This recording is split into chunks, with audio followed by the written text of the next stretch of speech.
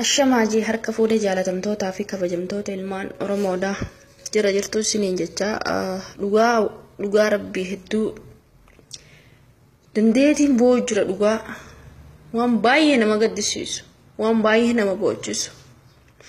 Yeroo ammaa kana manni Oromoo kutaalee Oromiyaa kaabaa kibba bahaa dheeraan bilisummaa arguuf lubbuu isaanii tajjijjiirraa hin qabne uummata Oromootii fi Oromiyaadhaaf wareegaa jiran ijoolleen biyya keessaa jechuudha. Oromiyaa fi Oromoof wareegu jiran qabeenya Oromoodhaaf lafa Oromiyaa tan Oromoo godhuuf.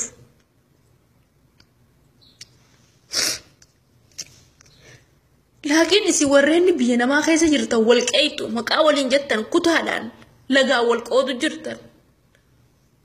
Ifama. Irbuu waliin seentan hin yaadattanii maqaa jaalummaa hin yaadattanii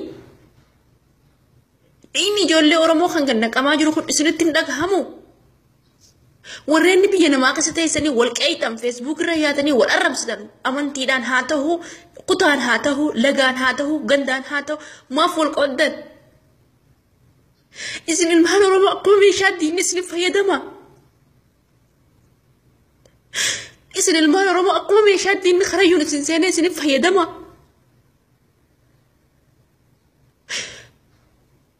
Quba ifi ajaa'ittee firraa muran jette Oromoo yeroo mahmaaftu. Quba katti aanutti hidhan jette Oromoo yeroo dubbattu. Dhugaa fiidiyoon bee haasawuun barbaadu'an yeroo takkaan hijaabee dadhee waraabe an fiidiyoon waraabuun jaaladhu. Laakiin garaa qonna gubate kamiin ta'a.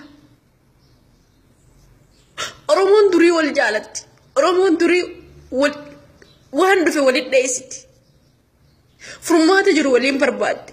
Laakiin isiin ammaan tanaa isiin biyya namaa keessa jirtu wal qeequu kutaa wal yaamuu wal arrabsuu intalti Oromoo safuu qabdi. Ilmi Oromoo safuu qaba. Oromoon aadaa qabdi. Oromoon gadaan bula. Oromoon waliin xiqqeessu. Oromoon kafan walirraa yaasu. Oromoon waliin arrabsu. Jecha shuunneessaa waliin hin jiru. Yeroo baay'ee Facebookii kana ni ilaalla. Haasoytanii deebisanii wal arrabsu.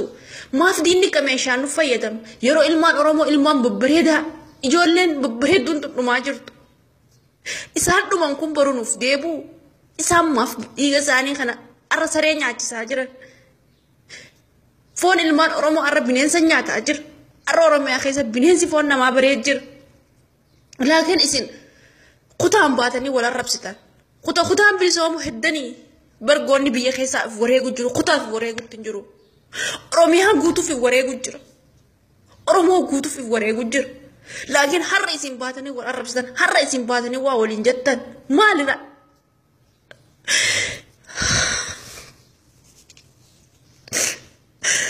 Maaliif diinni karayyuu nu fayyadama? Duris diinni nu fayyadame. Ilmaan Oromoo akka du'a jala hin baane akka gabrummaa jala hin baane nu godhan. Har'a samu maalaata? Har'a qabsoo Oromoo tafiin xarra keessee bilisummaa goliin gahuu yaanu kutaa wal afaan deebina. Kutaa ammaa wal afaan deebina. Laga ammaa wal qoodna. Kaleessi jaala waliin jennee kaleessi wal faarsine har'a maa wal arrabsitan. Yoo bilisoomtanu har'a isin ganda walitti duuloo heddan malee nuti tokko ettanii walitti dheessuu yaadan. Har'a eegan walitti deebitan. Mee Amaara laalaa shanyii Amaaraa.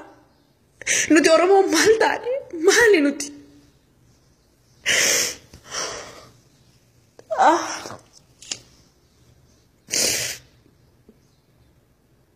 Maaliif garuu naan gallean?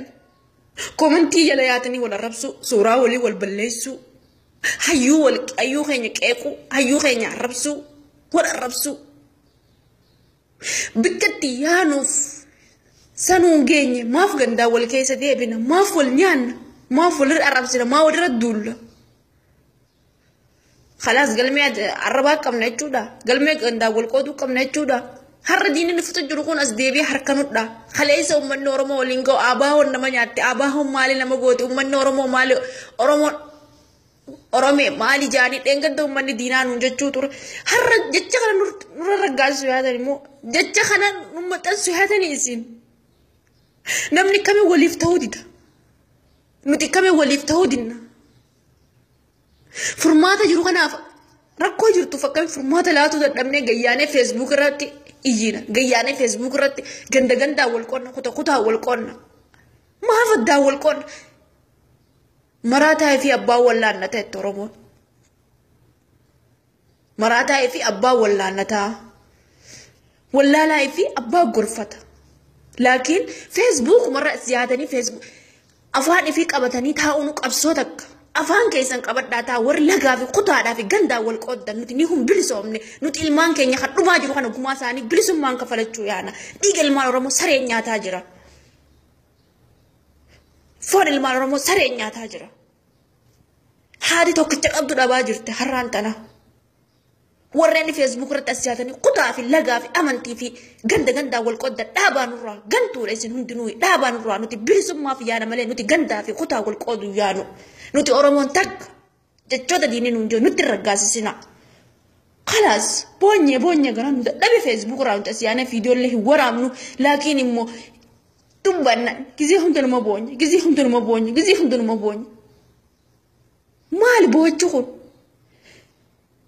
harralle lubbuun ilmaan Oromoo dillee kun kumaata maallakka hamu jirtu mana hidhaa keessa gubamu jiru dubartoonni Oromoo kan gudeetamaa jiru ilmi dhiiraa kan fannifamee ajjeefamaa jiru ilmi dhiiraa kan gubachaa jiru haati dhiiraa arraan tana rasaasaan ajjeefamaa jirti ta ulfa garaa qabdu du'aa jira